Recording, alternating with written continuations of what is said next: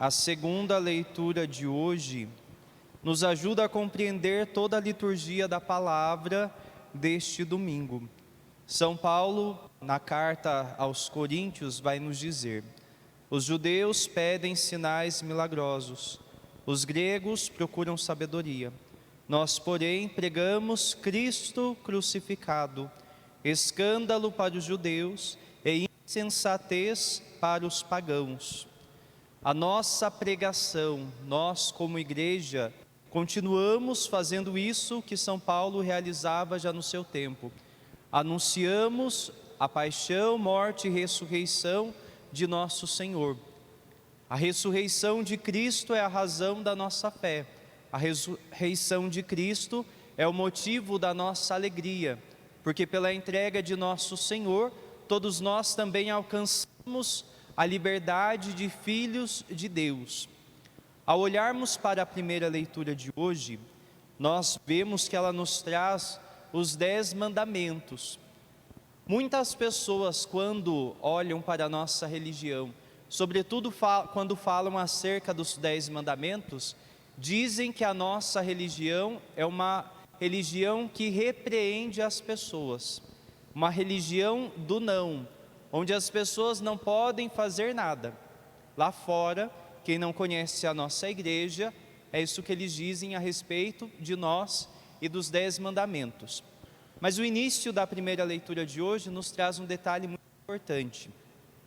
Deus, então, quando entrega os 10 mandamentos, Ele diz: eu sou o Senhor teu Deus que te tirou do Egito, da casa da escravidão.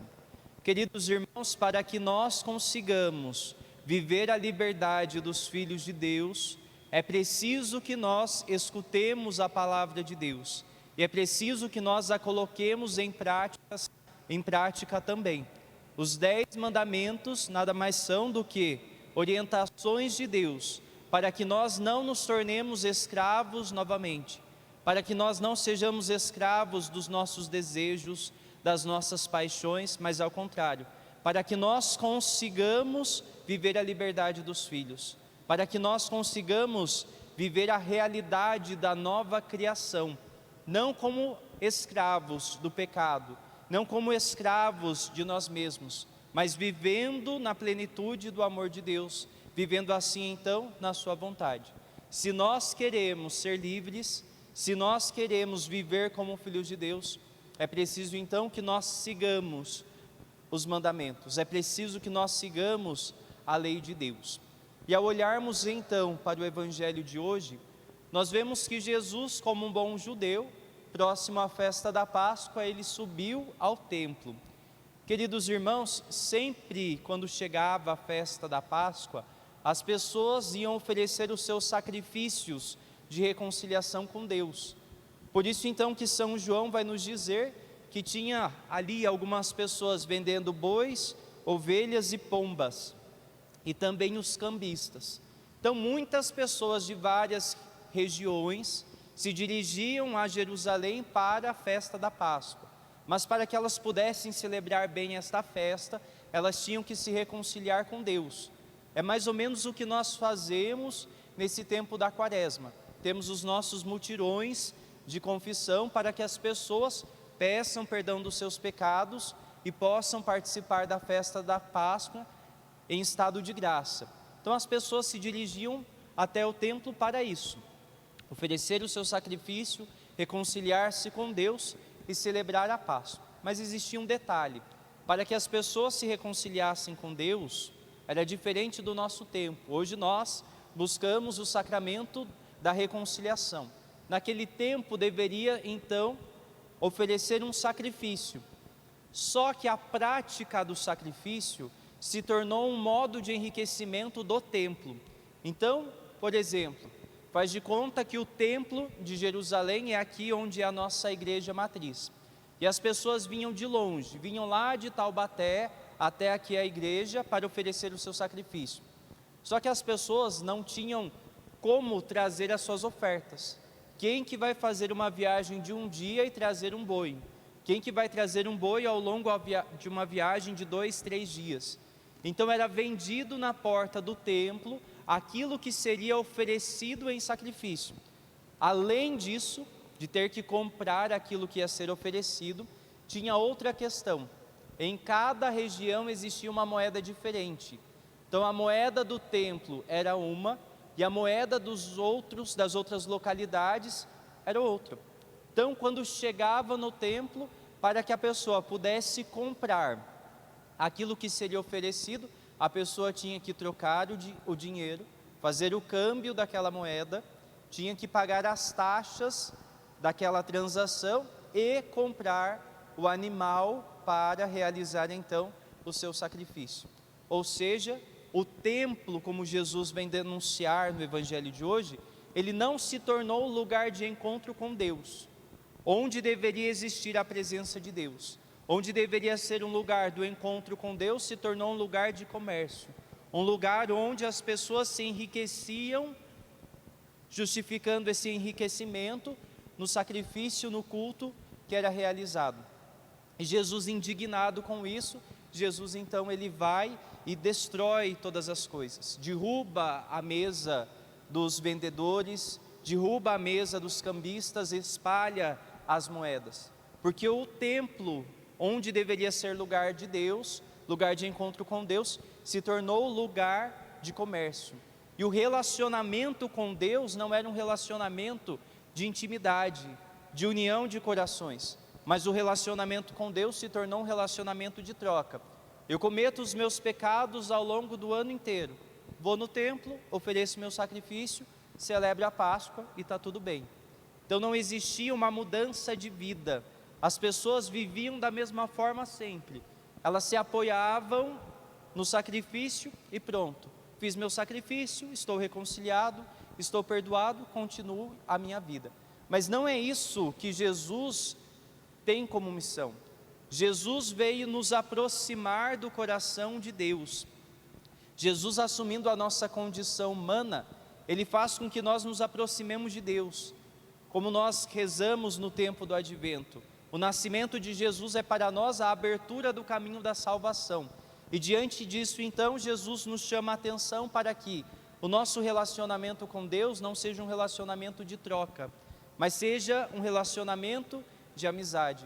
Nós somos chamados a sermos amigos de Deus, a vivermos como filhos seus, a vivermos a filiação divina, a vivermos a liberdade dos filhos de Deus. Mas se nós nos prendemos à vida velha, se nós nos prendemos às nossas paixões, nós nunca alcançaremos essa comunhão de vida com Deus. Nós sempre viveremos a partir de trocas. Nos aproximamos de Deus quando nós queremos algo, nos aproximamos de Deus quando nós queremos o seu perdão, mas não existe uma verdadeira mudança de vida. Queridos irmãos, Jesus, diante então do questionamento das pessoas que ali estavam, eles vão perguntar para Jesus: que sinal nos dá para agir dessa forma? Porque um profeta, ele agiria dessa forma, alguém enviado por Deus agiria dessa forma, denunciando aquilo que estava errado no templo. E Jesus então fala que ele vai destruir aquele templo e o reerguerá em 3 dias. Mas Jesus não fala do templo de pedra, Jesus fala do templo que é Ele. Jesus para nós é o sinal da presença de Deus no meio do povo. Deus não está mais apenas no templo, mas Deus está na pessoa de seu Filho Jesus Cristo. E é preciso que nós então, acolhendo Jesus na nossa vida, nos tornemos também templos de Deus. É preciso que a nossa vida se torne esse templo de Deus, esse lugar de habitação de Deus, esse lugar de presença, para que nós, vivendo a íntima comunhão com Deus, sejamos sinais dele também para o mundo. Por isso então, queridos irmãos, diante daquilo que o mundo fala a respeito da nossa religião, diante daquilo que o mundo fala a respeito da pessoa de Jesus Cristo, nós devemos continuar firmes na nossa pregação. Nós pregamos Cristo crucificado, escândalo para os judeus, insensatez para os gregos. Nós pregamos o seu amor, nós pregamos a sua misericórdia, porque nós fomos alcançados pelo seu amor e pela sua misericórdia. Quando Jesus então anuncia a destruição do templo e o seu reerguimento, ele revela o mistério da sua própria vida. Cristo que vai passar pela paixão e morte, mas que ressuscitará ao terceiro dia. Ressuscitando, Cristo regenera todas as coisas. Todos nós, criaturas de Deus, nos tornamos filhos em Jesus Cristo. Todos nós que, por conta dos nossos pecados, denegrimos a imagem e semelhança de Deus presente em nós, no sacrifício e ressurreição de nosso Senhor, tudo isso é restituído, tudo isso é restaurado em Jesus Cristo.